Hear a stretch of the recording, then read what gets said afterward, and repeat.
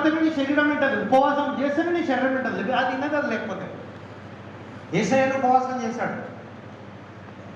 ఉపవాసం చేసి శరీరాన్ని నలగొట్టుకుని ఆత్మలో ఎదిగినప్పుడు, శత్రువు వచ్చినప్పుడు దాన్ని జయించాడు. అదే ఆత్మ బలముతో గలిలయ ప్రాంతంలోకి వస్తే ఆ మరణ ప్రాంతంలో ఆ చీకటిలో ఉన్న వాళ్ళకి ఏమొచ్చిందన్నది బైబిల్లో వెలుగు. నీ జీవితంలో వెలుగు వస్తుంది నువ్వు ఉపవాసం ఉంటే. నీ జీవితానికి ఆయన వెలుగు ప్రత్యక్షిస్తుంది నువ్వు ఉపవాసం ఉంటే. నీ జీవితంలో ఆయన మహిమ ప్రత్యక్షిస్తుంది నువ్వు ఉపవాసం ఉంటే. నీ జీవితం మారుతుంది. కానీ దేవుడు నేను ఉపవాసం ఉంటే ఆయన ప్రార్థన వచ్చి కార్యం చేశాడు లేదమ్మా. నీ ఉపవాసం ఆయన కాదు, నీ ఉపవాసం నిన్ను మారుస్తుంది.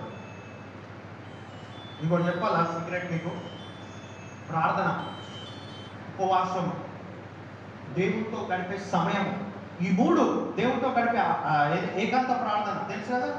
ఈ మూడు ఆయన గురించి కాదు, ఆయన గదిలి దూతల్ని పంపించి కాదు. ఈ మూడు నీ గురించి, నిన్ను మార్చనీకి. ఈ మూడు ఏంటి తెలుసా?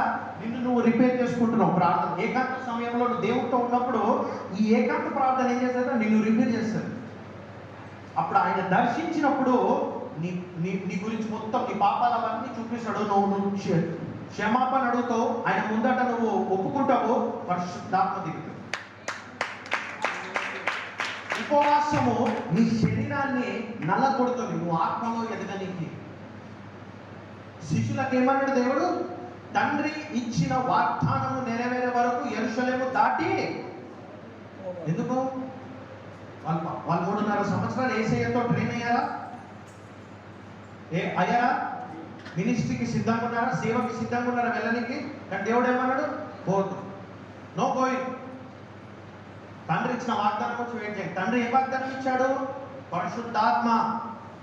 అది దిగాలంటే నువ్వు ఏం చేయాలా? ప్రార్థన, ఉపవాసం చేసేవాళ్ళు. వాళ్ళ శరీరం తగ్గుతూ ఉంది. ప్రారంభాలు, బర్త్డే పార్టీలు, ఫంక్షన్లు, పండగలు, పబ్బాలన్నీ పక్కన పెట్టేశారు. యూదులు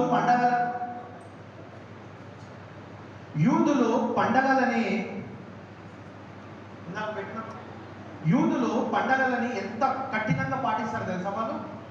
పండగలు అంటే వాళ్ళకి చాలా ఇంపార్టెంట్. అటువంటి పండగలని యూదులు పక్కన పెట్టేసి వాళ్ళు ఉపవాసంలో ఉన్నారు. మీద పండగ చేసుకుంటే వీళ్ళు కింద ఉన్నారు. వాళ్ళ మీదకి ఎవరు వచ్చారు? పరిశుద్ధాత్మ దేవుడు భూలోకాన్ని తలకిందులు చేశాడు. 12 మంది మాత్రమే. 12 మంది భూలోకాన్ని తలకిందులు చేయడానికి కారణం ఎవరు?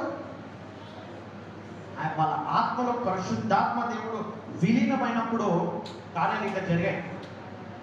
భయపడ్డారు, రాజులు భయపడ్డారు, అధికారులు భయపడ్డారు. విద్య లేని పామరులు ఇంత గొప్ప కార్యాలు చేస్తున్నారా? వీళ్ళకి చదివే రాదు, ఏబిసిడీలే రాదు. వీళ్ళకి ఏపీలు ఏబిసిడీలతో సంబంధం లేదు, నీ జీవితం సంబంధం లే. నువ్వు ఏడగుంటున్నావు, ఏ కులంలో పుట్టినావు, నువ్వు నల్లగున్నావా, తెల్లగున్నావా, బాణి చేసుకున్నావా, వీడి చేసుకున్నావా, పైసలు ఉంటేనే ఆయనకు సంబంధం లే. నీ హృదయం ఆయన గురించి సిద్ధంగా ఉందా? ఆత్మ నీ ద్వారా దేశాన్ని మార్చేస్తాడు. కులాలతో మతాలతో అలా ఆగిపోవద్దు. నో, ఈ కులాలు మతాలు అన్నీ ఏంటి తెలుసా? నీకు శత్రువు. దేవుడు నీ మీద పెట్టిన పిలుపుకి కులాలు మతాలు శత్రువు. దేవుడు నీ మీద పెట్టిన పిలుపుకి నీ శరీరము శత్రువు. వీటన్నిటి తర్వాత శత్రువే సాతాను. మనం వాడిని పట్టుకున్నాం ఫస్ట్ పోయి. పాపం వాడు ఏం చేయడు. వాడు వచ్చేది లాస్ట్ వస్తాడు. నీ ఫస్ట్ ఇవన్నీ వస్తాయి: నీ శరీరము, నీ కులము, నీ మతము, నీకున్న డబ్బు, నీకున్న పలుకుబడి, నీకున్న గర్వము, నీకున్న ఇవన్నీ లాస్ట్ వచ్చేది ఆడే. ఏమైనా సాతాను కాదు, నీ శరీరము. ఒక్కొక్కటి తెలుసా? ఒక శత్రువు నీతో ఎప్పుడు ఉంటాడు. ఏం తెలుసా? నీ శరీరమే. ఇంత పట్టుకొని అందరూ ఇగో ఇది నీ శత్రువు. సాతాను వచ్చిపోతుంటాడు, అప్పుడప్పుడు వచ్చి పోతుంటాడు. దురాత్మ వచ్చిపోతుంది. ఇది నీతోనాడు చనిపోయేవాడు. నీకు పొడుస్తూ ఉంటుంది మెల్లమెల్ల జీవితం అంతా. పొడుస్తూ ఉంటుంది. అందుకే దేవుడు ఏమన్నాడు? ఏకాంత ప్రార్థన, విల్డర్నెస్ ప్రేయర్. ఏంటి తెలుసా? ఆ ఏకాంత ప్రార్థనలో నీ ఆత్మను దేవుడు ఆయన సన్నిధికి తీసుకొని ఆయన ఆత్మతో నింపి అప్పుడు నిలబడి పెడతాడు. నీ శరీరం ఆటోమేటిక్గా అయిపోతుంది. నీ శరీరాన్ని నువ్వు తగ్గించుకోవాలంటే నువ్వు తగ్గించుకోలేవు. నీ శరీరం మీద నువ్వు గెలవాలంటే నువ్వు గెలవలేవు. నిద్ర వస్తుంది పాస్టర్ గారు ప్రార్థన చేసినప్పుడు ఏం చేయాలి? నువ్వు చేయలేవు. నువ్వు ఆయన సన్నిధికి పోయి, దేవా నీతో గడపాలని ఉందయ్యా, కానీ నాకు నిద్ర వస్తుంది, నాకు సహాయం చేయంటే ఆయన దానిని మారుస్తాడు. నువ్వు ఆయన దగ్గరికి వెళ్ళకుండా ఊరంతా తిరిగినావు అనుకో, అని కాదు. ఒకటి చెప్పాలా, ఎన్ని సేవకుల దగ్గర పో అని కాదు. నువ్వు ఆయన దగ్గరికి పో, సేవకుల ద్వారా పనిచేస్తాడు. నీ శరీరం అంత బలమైనది.